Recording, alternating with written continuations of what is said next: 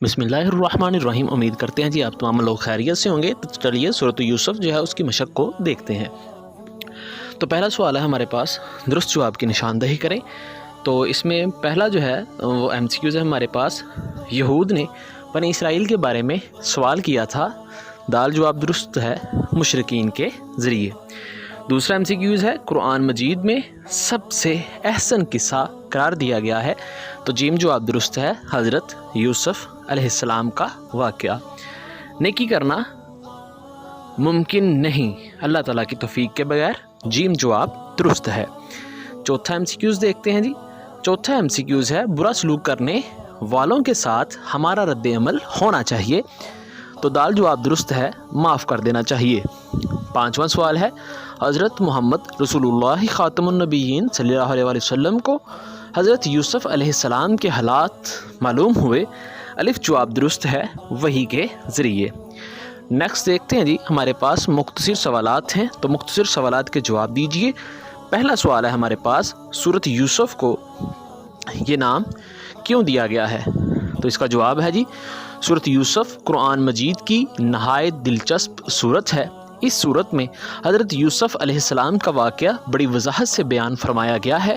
اس واقعہ کو اللہ تعالیٰ نے بہترین قصہ قرار دیا ہے، اسی مناسبت سے اس سورت کا نام سورۃ یوسف رکھا گیا ہے۔ دوسرا سوال ہے، سورۃ یوسف کا خلاصہ کیا ہے؟ تو اس کا جواب ہے جی، اس سورت میں اللہ تعالیٰ نے ہمیں یہ تعلیم دی ہے کہ اللہ تعالیٰ اپنے نیک بندوں کی مدد فرماتا ہے اور برے لوگوں کی چالیں اور سازشیں کامیاب نہیں ہونے دیتا۔ تیسرا سوال ہے، سورۃ یوسف کے علمی و عملی نکات میں سے دو تحریر کیجئے۔ تو پہلا ہے جی، اللہ تعالیٰ کی توفیق کے بغیر برائیوں سے بچنا ممکن نہیں۔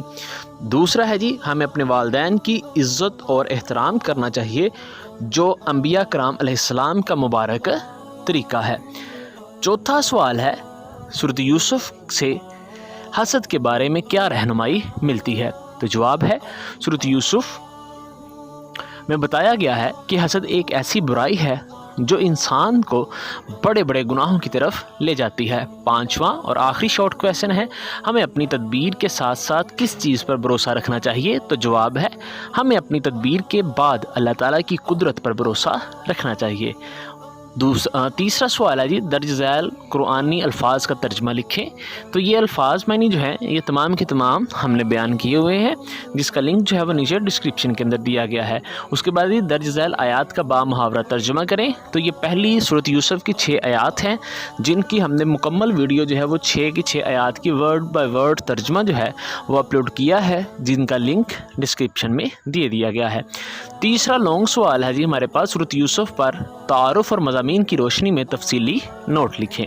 تو چلیے اس کو شروع کرتے ہیں۔ جواب ہے، سورۃ یوسف قرآن مجید کی نہایت دلچسپ سورت ہے۔ اس سورت میں حضرت یوسف علیہ السلام کا واقعہ بڑی وضاحت سے بیان فرمایا گیا ہے۔ اس واقعہ کو اللہ تعالیٰ نے بہترین قصہ قرار دیا ہے، اسی مناسبت سے اس سورت کا نام سورۃ یوسف رکھا گیا ہے۔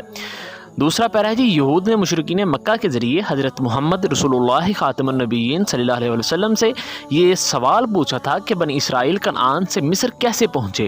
اس کے جواب میں اللہ تعالیٰ نے سورۃ یوسف نازل فرمائی۔ سورۃ یوسف کی ایک خصوصیت یہ ہے کہ اس میں حضرت یوسف علیہ السلام کا پورا واقعہ ایک ہی تسلسل میں تفصیل کے ساتھ بیان فرمایا گیا ہے۔ سورۃ یوسف کا مرکزی موضوع حضرت یوسف علیہ السلام کی زندگی کے مشکل دور اور عروج کے زمانے کا بیان ہے۔ سورۃ یوسف میں بتایا گیا ہے کہ بنی اسرائیل کیسے کنعان سے نکل کر مصر پہنچے، مصر میں بنی اسرائیل کئی سالوں تک عیش و آرام سے رہے۔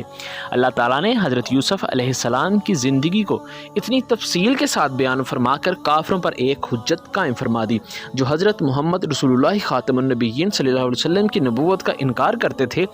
ان پر یہ بات واضح کر دی گئی کہ اس واقعے کا علم ہونے کا آپ خاتم النبیین کے پاس کوئی ذریعہ نہیں تھا، لہٰذا یہ تفصیل آپ خاتم النبیین صلی اللہ علیہ وسلم کو وحی کے علاوہ کسی اور طریقے سے حاصل نہیں ہو سکتی تھی۔